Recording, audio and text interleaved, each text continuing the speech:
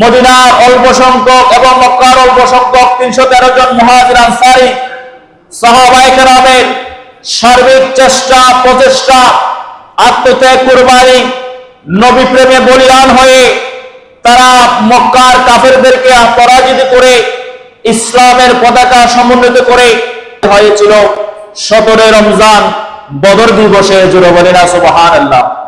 আমার আল্লাহ পাক রব্বুল আলামিন এই মর্মে কোরআন ইরশাদ করেছেন, বদর যুদ্ধে যখন তোমরা দুর্বল ছিলা, 313 জন মাত্র ব্যক্তি ছিলা, তোমাদের কাছে কোনো অস্ত্র ছিল না, সরঞ্জাম ছিল না, তোমরা ছিল হীনমনা দুর্বল। আমার আল্লাহ বলেন তখন তোমাদেরকে আমি সাহায্য করেছিলাম। আমার আল্লাহ বলেন এই ইমানদারেরা তোমরা আল্লাহকে ভয় করেছো এবং তোমরা আল্লাহর শুকরিয়া আদায় করো। আল্লাহ বিজয় অর্জন দিয়েছেন, বিজয় দিয়েছেন। এই বিজয়ের মাধ্যমে আমাদেরকে শুকরিয়া আদায় করতে হবে। এই বিজয়ের মাধ্যমে আনন্দ, শুকরিয়া, কৃতজ্ঞতা, ঈদ উদযাপন করা আল্লাহর কুরআন কারীমে নির্দেশ দিয়েছে। আল্লাহ পাক রব্বুল আলামিন বলেন লাআল্লাকুম তাশকুরুন, তোমরা শুকরিয়া আদায় করো। বদর দিবসকে তোমরা স্মরণীয় করো। বদর দিবসের বিজয়গাথা মুসলমানদেরকে কিয়ামত পর্যন্ত বলতে থাকো। সংখ্যা বেশি হলে যে বিজয় আসবে এমন না, তরবারি তার হলে বিজয় আসবে এমন না, অত্যাধুনিক সরঞ্জাম নিয়ে সমরাস্ত্র নিয়ে নামলে যে বিজয় আসবে এমন না। বিজয় আসার জন্য পূর্ব শর্ত হচ্ছে আল্লাহ এবং রাসূলের ইতাআত, ইমানের প্রতি ইস্তেকামত, সাহাবায়ে কেরামের অনুসরণ অনুকরণ। এখন আমরা মুসলমান সংখ্যা বেড়েছি, এত সংখ্যা মুসলমান হওয়ার ফলেও, এত সংখ্যা মুসলমান হওয়ার বদৌলতে আমরা ভয়ের মধ্যে আছি। আমরা ইহুদি নাসারার কাছে জিম্মি হয়ে গিয়েছি।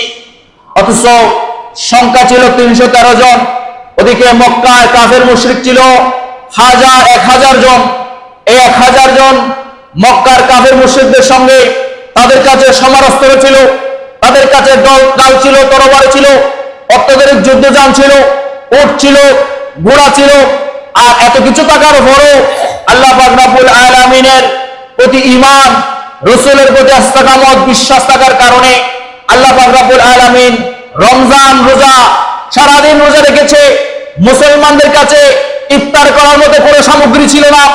একটা খেজুর অনেকজনে ভাগ করে ইফতার করেছে। সাহারির তেমন একটা কোনো উপযুক্ত খানা ছিল না। অল্প সংখ্যক পানি দিয়ে সাহারি করেছে এবং তারা এই সাহারি ইফতার করে 17 রমজান মাত্র 313 জন আনসারী মুহাজির সাহাবী ঈমানের কারণে, রাসূলের প্রতি ইস্তেকামত থাকার কারণে সামান্য ডাল তরবারি নিয়ে এবং যেগুলোর মধ্যে ভালো ধার ছিল না এবং অনেকের কাছে খেজুর গাছের ডাল তুলে দিয়েছে আল্লাহ রাসূল, সেগুলো দিয়ে তারা ঈমানের বলে হয়ে ঈমান ইসলামের সাথে বদর যুদ্ধে বিজয় অর্জন করেছেন। জোরে বলেন সুবহানাল্লাহ।